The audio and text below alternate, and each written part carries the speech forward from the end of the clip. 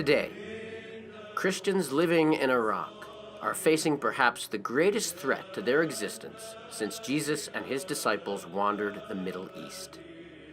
With the threat posed by DAESH, or ISIS as they are known in the West, people around the world are being challenged to help some of the oldest Christian communities in existence. Yet before we rush to their aid, first we have to acknowledge the complexities of this age-old conflict and the stakes for the people involved. My name is Chris Bishop, and I am the priest of St. Martin's, an Episcopal church in Radnor, Pennsylvania. By 2014, I'd heard of ISIS, but really didn't know or think too much about it. I was one of those Americans who had become numbed by the ceaseless reports of bombings, beheadings, and violence. I wanted to wash my hands of the Middle East. But suddenly, that changed. A member of my parish had been living and working in Erbil, the capital of Kurdistan in the north of Iraq.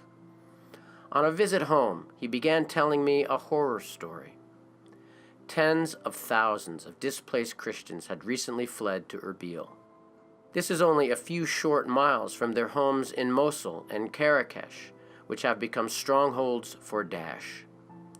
Now housed in centers for displaced persons, many are desperately poor, with no change in sight. It was evident that if something isn't done to help these exiled people, Christianity in Iraq will cease to exist. Right then, I knew I had to go there. 1, 2, testing, 1, 2, in Erbil, testing, 1, 2.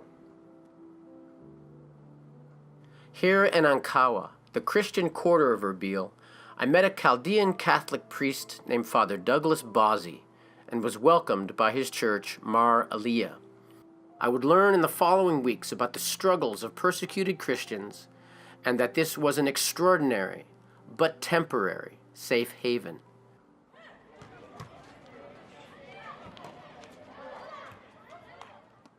Prior to the U.S. invasion, Iraq was ruled by Saddam Hussein, a violent dictator.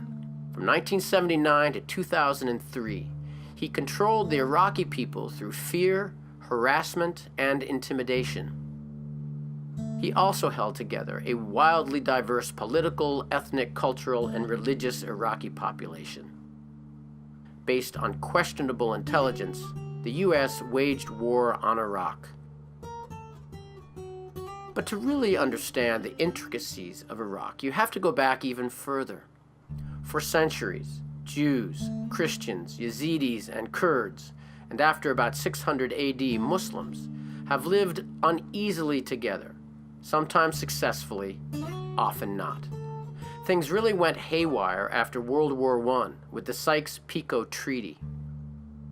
The secret agreement gave Britain and France exclusive rights to divide up the Arabic-speaking regions of the Ottoman Empire, including what we know today as Iraq.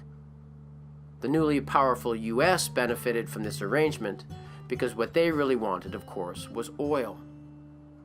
So the Western powers created these arbitrary national boundaries with little consideration for the long-standing tribal, cultural, and sectarian tensions between the various religious groups. This ushered in an era of relative stability, but often at the cost of human rights. It was only a matter of time before it exploded into violence. What many in the West failed to appreciate or sought to learn was that though cruel to many of his people, Saddam Hussein protected the Christians. Beginning right after the fall of Saddam in 2003, but accelerating during the course of the war, life for Christians in Iraq began to completely unravel. These are the circumstances in which I found Father Douglas and Mar Aliyah today. From the moment I arrived, my education about the present lives of Christians in Iraq began.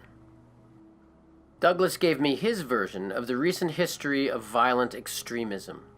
So DAESH, we call them DAESH, that means it's ISIS, that's Islamic State, of course. DAESH, they are the third generation of Al-Qaeda. According to Al-Qaeda, if they are American soldier, he distribution the kindi to the kids, and the kids are Muslims. Don't attack that soldier. He's infidel, yes, but don't attack him, because you are going to hurt the kids, and kids, they are Muslim. The second generation of Al-Qaeda comes by a guy named Mus'ab al-Zarqawi. That one actually killed by American near north of Baghdad. That one he say, don't worry, shoot him. The third is DAESH. DAESH say, kill the Muslim. Don't be worried. If they catch one of the Al-Qaeda, immediately they will kill him. Because according to a DAESH, Al-Qaeda, they are fake Muslim. Just imagine how they look to us. So they call us infidels. And it's written in Quran, كفر الذين آمنوا أن المسيح ابن الله وكفر الذين آمنوا بالثالث. That means infidels, those they are believe Jesus is Son of God, and those they are believe in Holy Trinity. And according to Quran, infidels should be beheaded. By the way, to behead the people is not sin according to Quran. In speaking with Douglas, I was troubled by DAESH's twisted and violent interpretation of the Quran. With each passing moment, I was beginning to realize that there were no simple solutions for Iraqi Christians. I wanted to know more. Father Douglas introduced me to another Chaldean priest who showed me other centers for displaced persons nearby.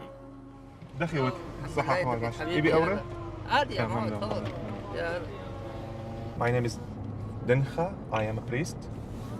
I'm working here in Diocese of Erbil, northern of Iraq. Here we near to ISIS 60 kilometers. And here also we receive the displaced people or the refugee. We receive them here, and we try to provide for them the basic things. We receive maybe more than 75,000 here in same city. Ankawa city is the small city near to Erbil. Erbil is the capital. Most of people who live in Ankawa, they are Christian exactly.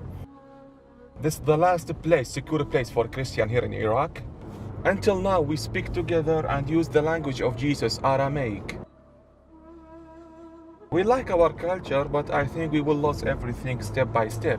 The people here, they afraid a little bit because, ISIS is near.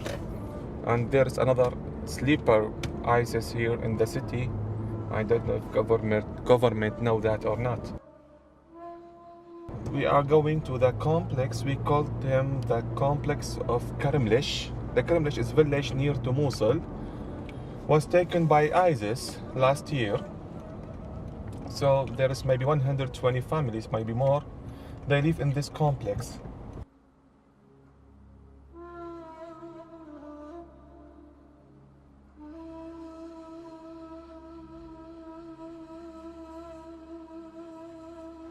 And here we are in the complex 1,000 caravans.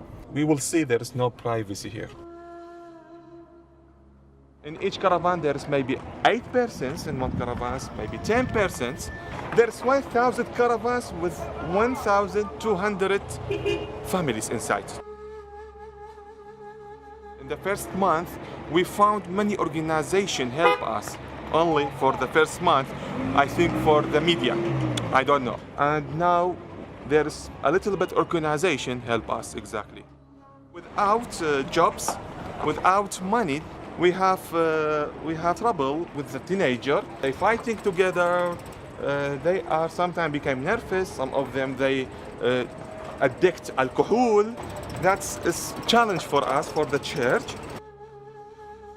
The first time when they came here, they understand that they will be back after 1 week, 2 weeks, or 1 month, or 2 months. Now, they believe in the idea they will not come back again to their houses, their village, and they try to to enter in their reality, exactly, the new reality.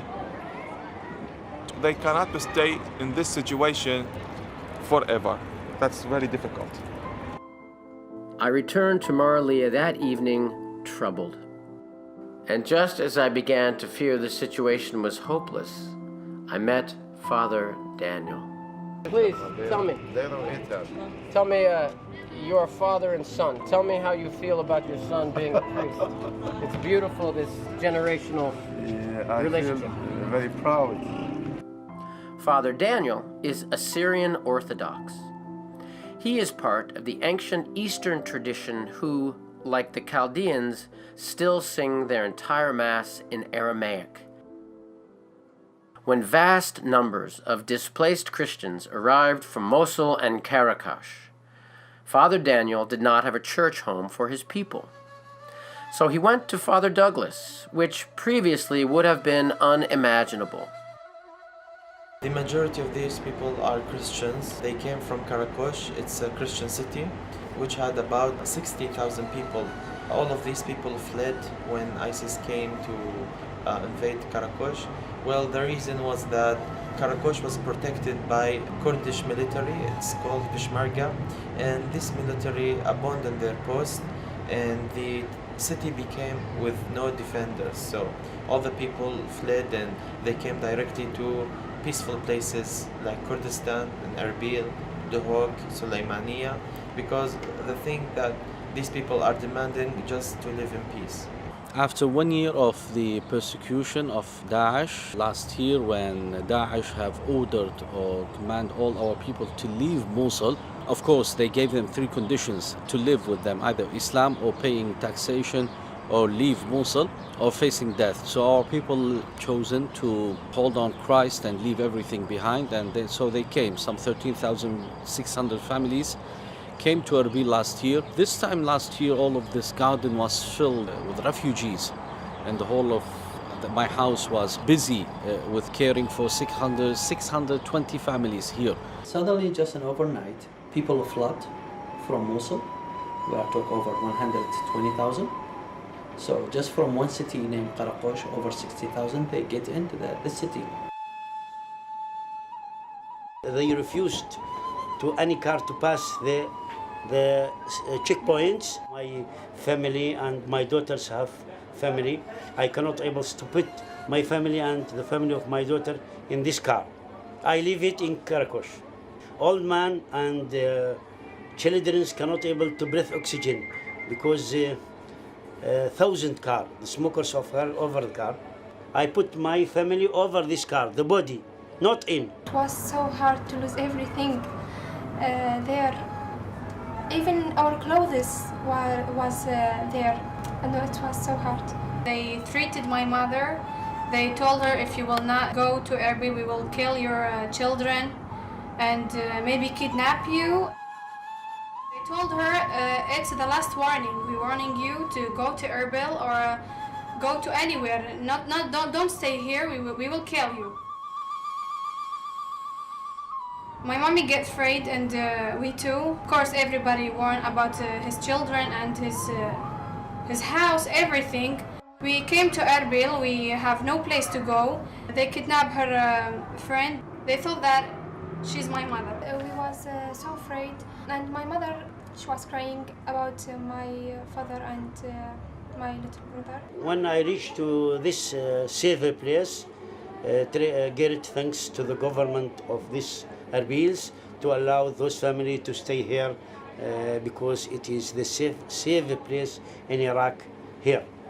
When I reached to this place, I cannot able to enter the hotels. One man said to me, go with your family to the Mazar Mar'iliya here. When I come to this place, there is no things for sleeps, no foods at the beginning. Many people suffering from the area, vomiting because it is very cold. I sleep with my family at the first day without anything. It is very cold in the night. Since August 2014, this church became one of the center or shelter. We hosting and receive people from those they fled from Mosul by Daesh. So since that day, August 6th, and now this place became really a church. Food was not just needed, but the word of God, and the word of God was in this silent listening to them. All of these people were just crying and shouting and coming to me, Father, what's the solution?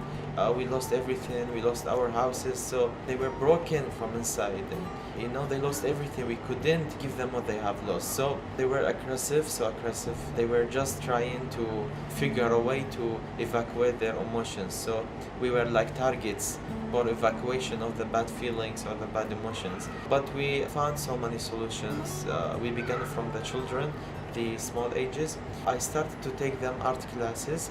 So I noticed that all the children were just drawing things about violence, like rockets or soldiers fighting and these things. So, or some of them were just rubbishing or drawing black lines. So I was always following them and see if they do have troubles with their families. I told the kids to paint, to drawing what you want to be in the future. Almost the kids, they wish to be soldier or police officer. Why? Because they were looking for revenge. One time we were sitting at one of the camps, and there was this little girl. Her name is Mina. She was 3 years old maybe, and her cousin 2 years and a half. As we were sitting and planning on how to get more doctors for different specialties to help people, she was talking to her cousin, and she was telling him, okay, now we're gonna play a game. I will be at home, and you will be ISIS, and you'll attack me as I am at home. You'll take me as a hostage, and referring to her other cousin, Firas is gonna come and save me. So at this moment, when I hear this, along with the team as we were sitting, I was like, okay, I think we need to stop. We need to stop focusing on food, on water, on all of these. We need immediately to start working on programs to help the psychological side of the problem, especially the youth and especially the kids as well, because these are the future. They will never forget this experience. They have not nightmare, but daymares. During the day they were shouting, they were scared. In any case, so when we opened the big tents to them, and they were toys. Believe me, within 5 minutes, the kids, they broke everything by anger. They broke everything. They were so angry. Also as a selfishness, because they were looking, is this toy not going to be mine, not going to be to anyone? So they were selfish, and in 10 minutes everything was destroyed.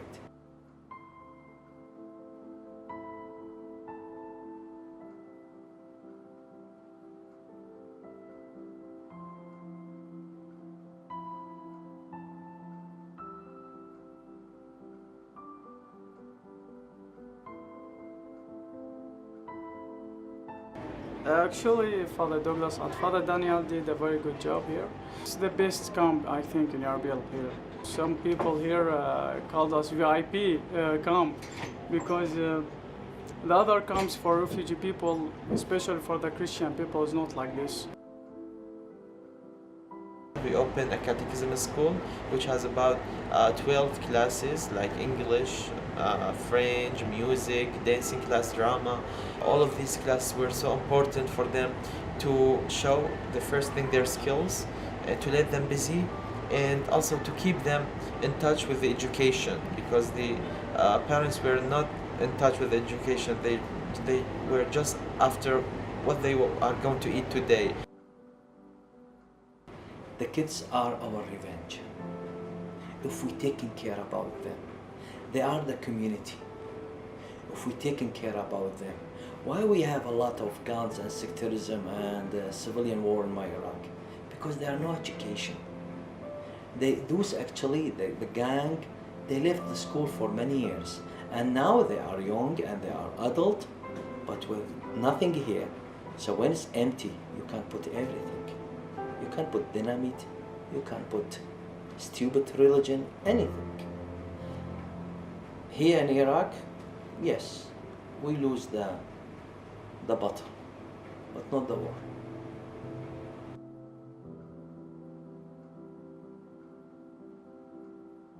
Amidst all the uncertainty, the people of Maraliya have created a vibrant community.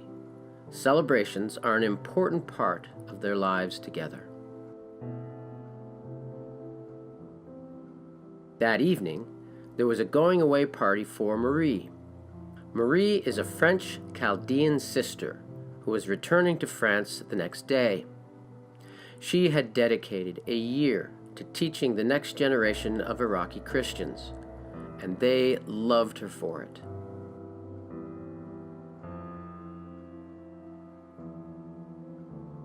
I had brought with me a financial contribution collected prior to my journey. Father Douglas told me about some of their needs. While we couldn't address everything, we were able to provide tablet computers for the teachers and a sewing machine for the seamstresses.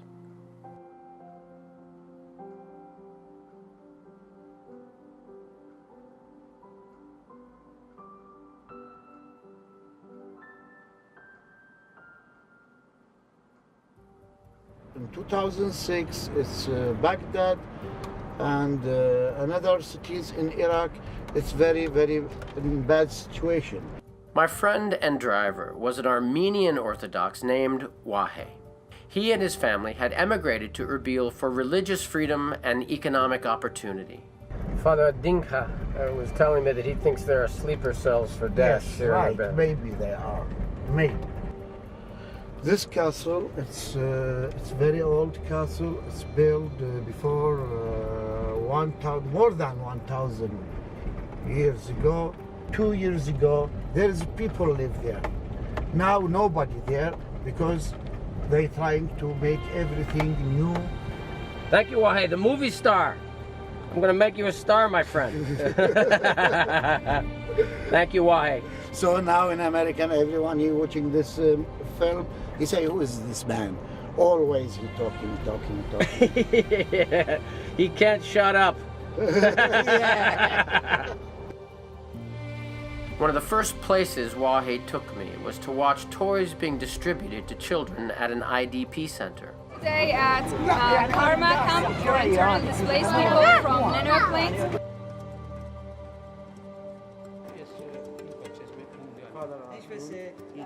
How are you?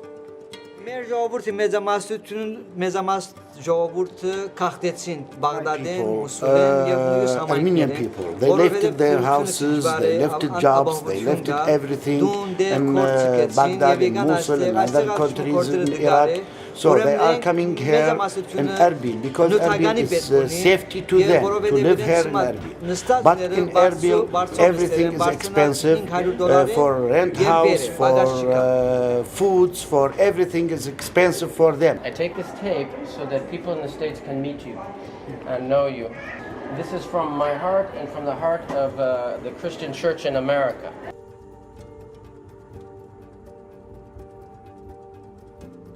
The next morning found me heading out into the countryside to a town called Banasar.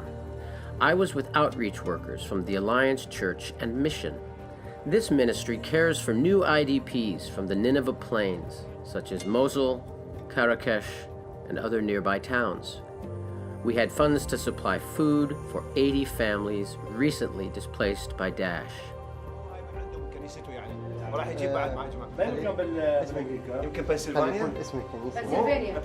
Yes, I'm from Philadelphia, Pennsylvania. My church's name is St. Martin's in Radnor. It's a small town outside of Philadelphia. And my church sends its love and its greeting to all. I wear this on my wrist. It says, "Stand with Iraqi Christians." We sell many of these to American people who give money so that we can come and support you. Yeah. So I wear this with great pride, and I have worn it for 6 months. Yeah. And I will wear it for 6 more months. And next time I come, I hope to bring more people with me.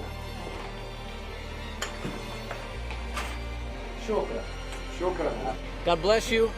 We'll see you again soon, okay? All right. My friend, thank you for all your great work. See you later.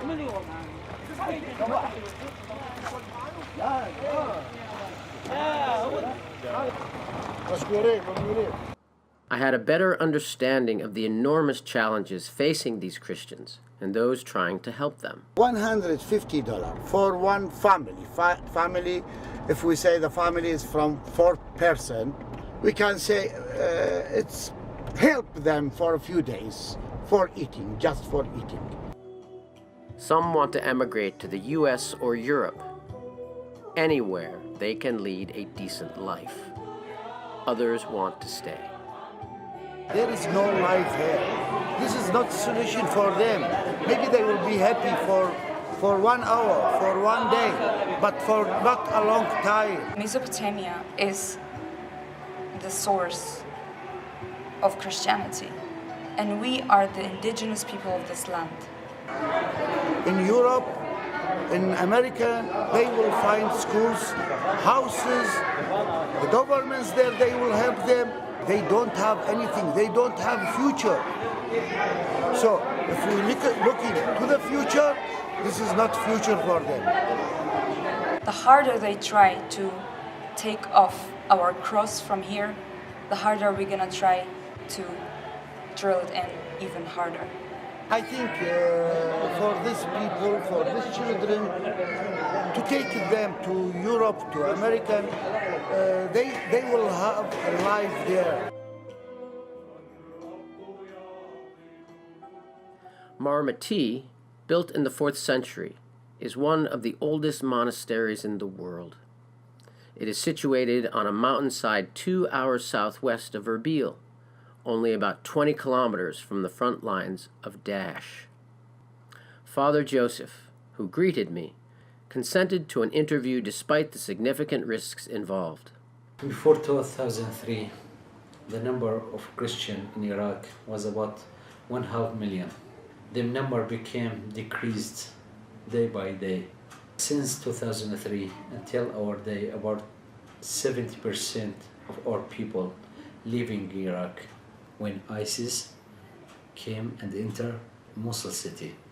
Firstly, they tried to appear a peace for the people, but most of our people, Christian people, they are leave Mosul city at once as soon as ISIS enter Mosul city. That's what happened in 19 June 2014. They separated in all the region, in Nineveh Plain, cities, and here in our monastery. We closed the monastery for the visitors, and we just accept more than 60 families from Mosul city. Until now, I had forgotten exactly how close I was to one of the most hostile places for Christians on earth.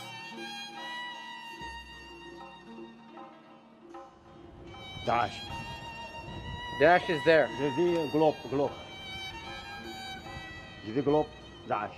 هذا Peshmerga. From this beautiful monastery, you can see and hear fighting. If DAESH continues to advance, this sanctuary will be overrun, and the Christians will be forced to retreat. Another holy shrine decimated.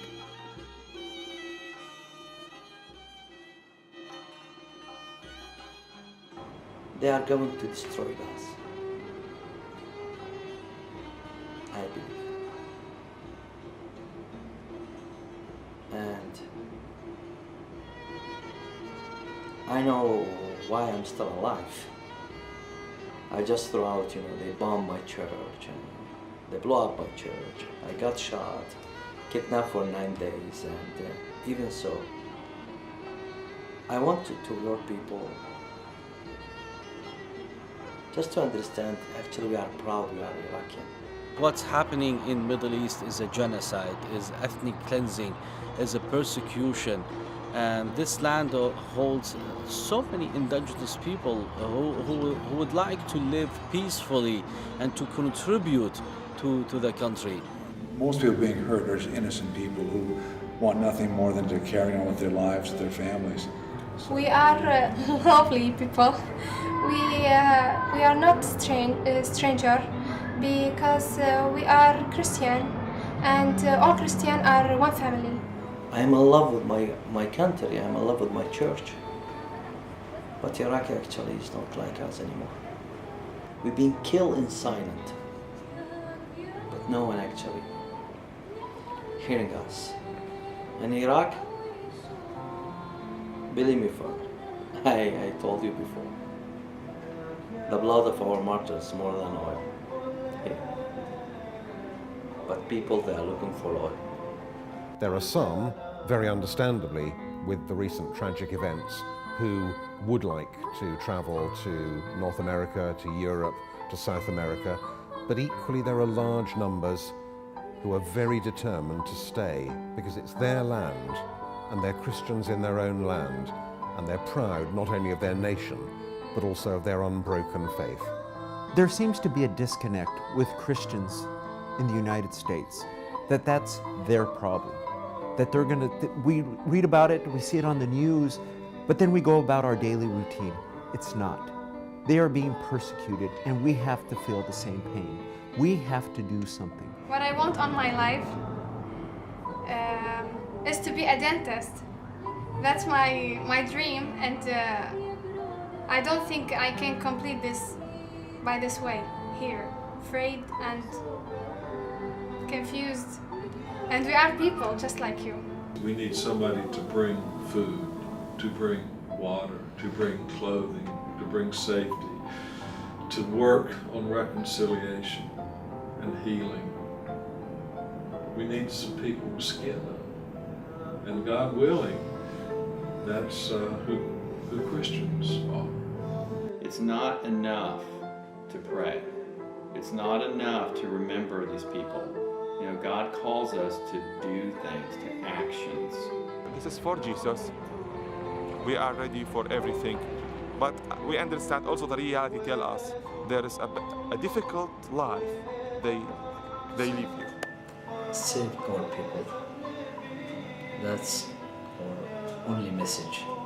Not from me, from all the religion men. We have to journey together, moving up to the mountaintop to see the problems and to see the dry, sparse places and see how we can do it as a community, how we can call and bring those brothers and sisters into the same type of green grass, living waters. We need to journey together to help our brothers and sisters. Christians around the world should imaginatively enter into the life of the nation of Iraq in all its complexity, but most especially imaginatively enter into the proud history and the joyful present of Iraqi Christians. In Iraq, make us as a Christian unity. We become a unity together because we are belong many community.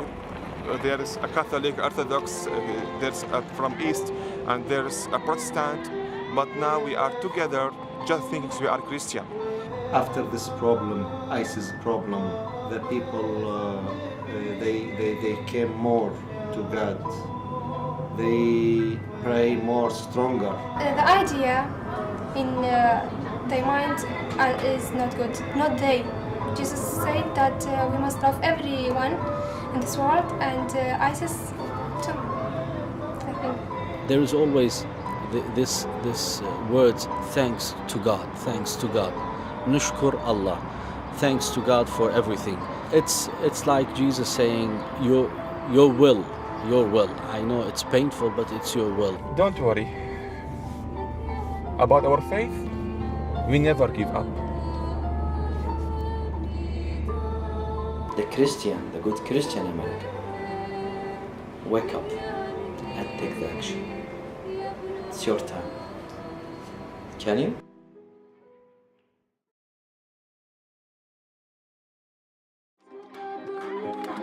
Thank you so much for doing that. It was a pleasure to have you with us in this community, and you were like a blessed with us. You know, God is using everyone for a reason, and also God is using you for a reason to transfer the message of these people and tell their stories to the people around the world. And may the Lord bless you with this.